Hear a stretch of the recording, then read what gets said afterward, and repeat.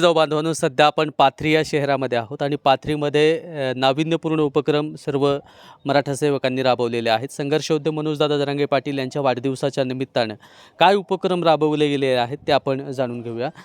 काय सांगणार आहेत आज जे काही उपक्रम राबवलेत पाथरी शहरामध्ये, कुठले कुठले उपक्रम तुम्ही राबवलेत? आज संघर्षयोद्धा मनोजदादा जरांगे पाटील यांच्या वाढदिवसानिमित्त दरवर्षीप्रमाणे याही वर्षी रक्तदान शिबिराचा कार्यक्रम आपण पात्रगाव येथे ठेवलेला आहे. तालुक्यातील सर्व समाज बांधवांना कळवण्यात आलेलं आहे की पात्रगाव येथे जाऊन आपण आपलं दरवर्षीप्रमाणे रक्तदान करावं. मग तिथला रक्तदान शिबिराचा कार्यक्रम चालूच आहे. दिवसभरात ते कार्यक्रम चालू राहील.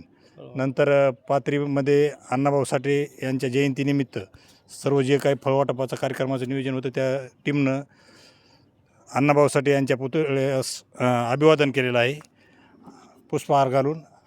नंतर छत्रपती शिवाजी महाराज यांच्या प्रतिमेच्या पुतळ्यास हार घालून पुष्पवृष्टी करून शुभेच्छा दिल्या. आणि नंतर सिव्हिल सरकारी दवाखाना पाथरी येथे फळवाटपाचा कार्यक्रम केला.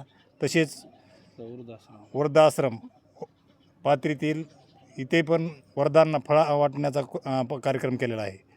बरं, किती वर्षापासून हे उपक्रम चालू आहेत आणि पाथरी शहरातील सर्व बांधव हे उपक्रम राबवत आहेत? आज जवळपास 3 वर्षे झालं. 3 वर्षापासून हे उपक्रम चालूच आहेत. वाढदिवसाला जरांगे पाटलाच्या प्रत्येक वाढदिवसाला हे उपक्रम कंटिन्यू चालू असतात. बाबुलदारमध्ये आणखीन रक्तदान शिबिराचा कार्यक्रम आहे.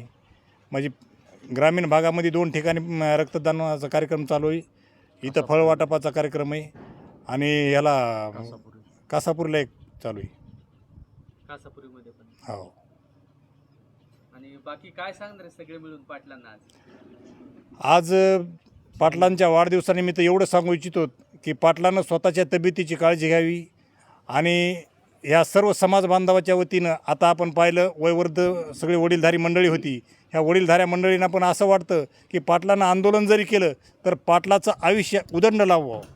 कारण छत्रपती शिवाजी महाराजाच्या नंतर या महाराष्ट्राला जर वैभवशाली नेतृत्व जर कोणाचं मिळालं असेल तर ते फक्त जरांगे पाटलाचं आहे. त्याच्यामुळे जरांगे पाटील माणसामध्ये राहणं, जिवंत राहणं ही सगळ्याला असं लहान लेकरापासून ते वयोवृद्धापर्यंत एकच इच्छा आहे की पाटील जिवंत राहणं गरजेचं आहे. पाटलाने एकच आजच्या वाढदिवसानिमित्त पाटलाला एवढीच शुभेच्छा आणि एवढंच मागणं आहे की पाटील काही पण करा, फक्त तुम्ही तुमच्या तब्येतीची काळजी घेऊन करा. आणि हे आमरण उपोषणासारखे नियोजन करू नका. तुम्ही आंदोलनाचे तुम्ही कोणतंही आंदोलन सांगा, जनता तुमच्या एवढ्या पाठीशी आज आहे खंबीर की तुम्ही फक्त आव्हान करा.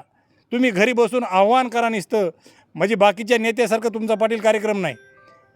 तुम लढो हम कपडे संभालते असं म्हणल्यासारखं तुमचं नियोजन नाही. पाटील सगळ्या महाराष्ट्रानं पाहिलं आहे तुम्हाला. तुमच्या हाडाचं काढा आणि रक्ताचं पाणी केलेलं आहे. तुम्ही तुमच्या शरीरातल्या नसामध्ये सुद्धा असं हे झालेलं आहे की रक्त राहिलेलं नाही, त्या नसावर दिसत्या तुमच्या. त्यामुळं भविष्यामध्ये खूप काय करायचं आहे आणि समाजाला तुमची गरज आहे. निदान तुम्ही समाजाचं जसं आता तुम्हाला वाटायला की काहीतरी आपण करावं, समाजाचं धडबल करायचं आहे. खरंच समाजाचंच पाटील जर धडबल करायचं असेल तर तुम्ही आमच्यासाठी जिवंत राहणं आम्हाला गरजेचं आहे. ह्याच्या पलीकडे पाटील आम्ही तुम्हाला काहीच मागणार नाही. एवढीच या वाढदिवसाच्या निमित्तानं पाटील तुम्हाला शुभेच्छा.